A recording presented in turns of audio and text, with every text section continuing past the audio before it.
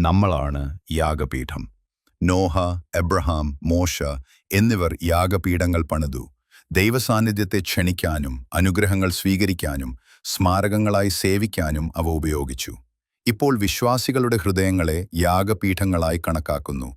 തകർന്ന ഹൃദയം, പശ്ചാത്താപമുള്ള ആത്മാവ്, സ്വയം സമർപ്പണം, പ്രാർത്ഥനകൾ, നന്ദിപ്രകടനം, വിശ്വാസം എന്നിവയാണ് ഇന്ന് യാഗപീഠത്തിലെ വഴിപാടുകൾ.